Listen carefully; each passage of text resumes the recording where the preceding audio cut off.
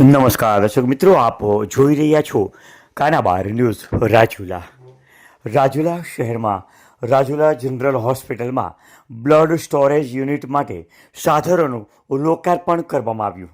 રાજુલા શહેરની general hospital ખાતે emergency દર્દીઓને સમયસર બ્લડ ઉપલબ્ધ રહે તે માટે મહત્વપૂર્ણ પહેલ હાથ ધરવામાં આવી.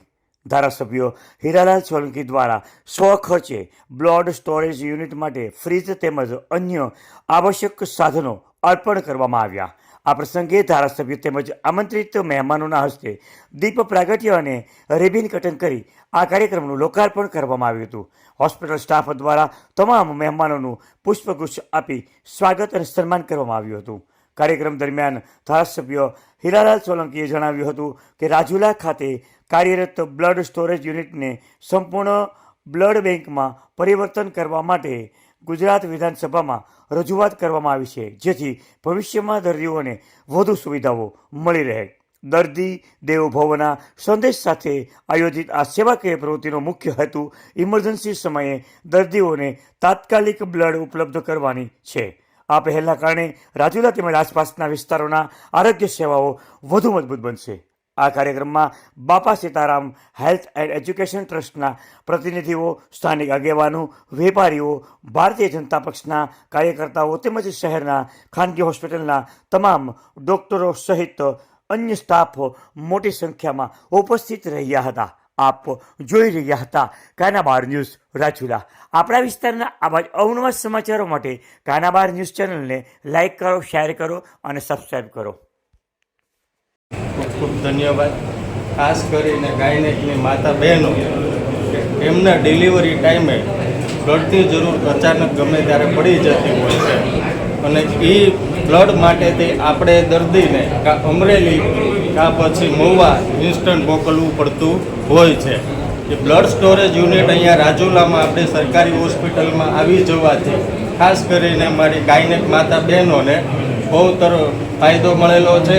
એ લોકોને ખાલી બ્લડ માટેથી જે બહાર જવું પડે એ વસ્તુ હવે બંધ થઈ જવાની છે.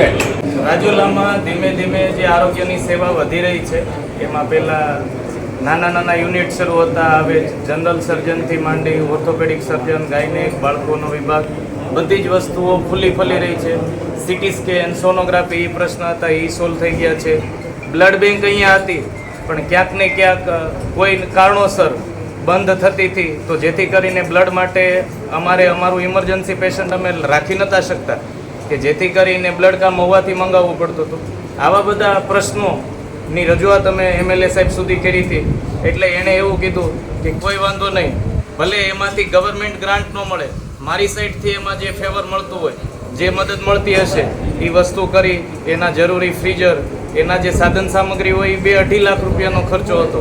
એ બધી જ વસ્તુ પોતાના સ્વખર્ચે ઉપાડી અને રાજુલા જે બ્લડ બેંક છે હોસ્પિટલની અંદર એમાં જે વસ્તુ પૂરી પાડી છે કે જેથી કરીને હવે ગાયનેકમાં કે જે હાઈ રિસ્ક પેશન્ટ હોય એ બધી જ સારવાર આપણે અહીંયા કરવી શક્ય બની શકે. એ બધી વસ્તુ કહીને ન આવે ઇમરજન્સી, એમાં ઇમરજન્સી તે બોટલની જરૂર પડતી હોય, પછી સગાવાલા મહુવા માટે દોડે, એ વસ્તુ શક્ય ન બનતી હોય. પણ હવે થોડું આપણે એવો બચાવ કરી શકીએ અને આમાં આરોગ્ય ક્ષેત્રે ઘણો ફાયદો સાબિત થશે. ખૂબ ખૂબ આભાર ભાઈશ્રી. આરોગ્ય બાબતે ગુજરાત રાજ્ય સરકાર ખૂબ ચિંતા કરે છે. ઠેર ઠેકાણે સિવિલ હોસ્પિટલો હોય કે કોઈ પણ મશીનરી હોય, એ મશીનરી આપવા માટે હવે ભૂતકાળ આપણે આ જોયું, તો આપણે રાજુલાનું ભૂતકાળ આપણે જોયું છે. ઘણા બધા ડૉક્ટરોની અછત એ સમયે રહેતી હતી, પણ હવે હું માનું છું કે હવે ઘણી બધી અછતો ઓછી થઈ ગઈ છે. અને રાજુલાનું લગભગ સાહેબ કેટલી ઓપીડી આપણે રોજની 500 જેટલી તો ઓપીડી રોજ રાજુલામાં સવારના પોરમાં. એટલે આ કંઈ નાનું કામ હવે નથી થતું. આપણા માટે આ ગૌરવની વાત છે. આમ તો ગૌરવ એટલા માટે બી ન કહી શકીએ કે પેશન્ટ આવવું ન જોઈએ, કેમ કે સ્વાસ્થ્ય બધાનું સારું હોય તો એ વધારે સારી કહેવાય. પણ છતાં પણ મિત્રો, ગુજરાત રાજ્ય સરકાર આ બાબતે ખૂબ ચિંતા કરે છે અને આવતા દિવસોમાં બીજું ડૉક્ટર સાહેબોને કહું છું કે જે કાંઈ વ્યવસ્થા અહીંયા ઊભી કરવાની થતી હશે એ વ્યવસ્થા આપણી રીતે આપણો આ રાજુલાનું હોસ્પિટલ આપણું હોસ્પિટલ હોય અને એમાં આપણે જે કાંઈ મદદરૂપ થઈ શકીએ એ દિશાએ કામ કરીએ એ જ અભિલાષ સાથે આજે અમને અહીંયા સન્માન કર્યું ડૉક્ટર સાહેબે. એમનો સૌનો હું આભાર માનું છું અને